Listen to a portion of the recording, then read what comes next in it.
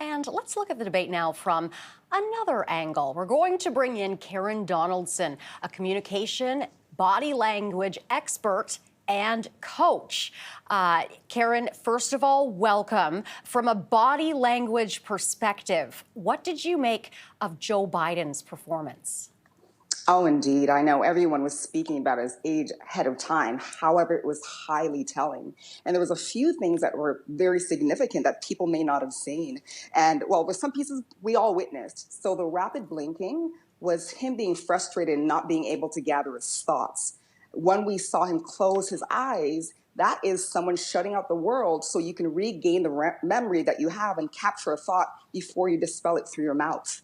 So Biden was a little shaky. You could tell that his memory was an issue as well. Okay, what about Trump? What did his communication and body language show throughout the night? Indeed. So what we saw with Trump is his tone was very authoritative and commanding.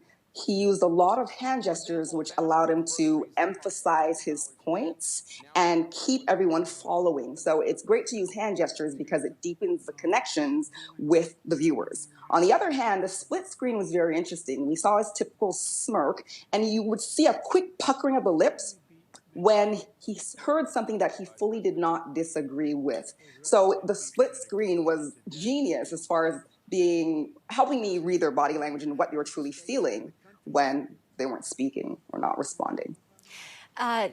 President Joe Biden getting some criticism for his performance. Did his age show through his words and actions last night?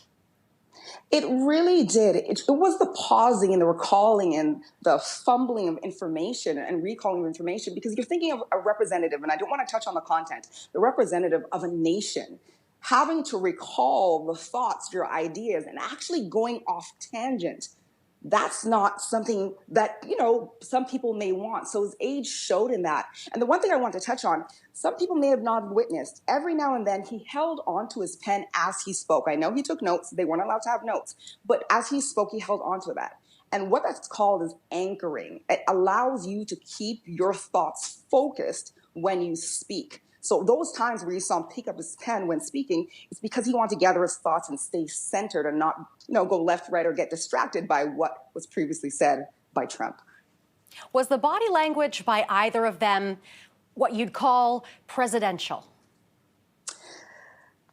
Trump had his typical assertive, not as aggressive as we usually see at body language. With Biden, it was a lot calmer. It was a lot more poised, but it was also a lot slower and non-reactive. So Trump was more engaging, right, while he was speaking and when it was a split screen. As far as Biden, you found at times when he was looking or listening to Trump speak, he had a surprised look on his face with his mouth slightly open, which is, when you're leaning into more presidential, you want to see a more composed or reactive or responsive body language gesture as well as facial expressions. So we lacked that from President Biden. This is all very interesting. That is our time. Thank you very much for this, Karen. Karen Donaldson, communication, body language expert, and coach.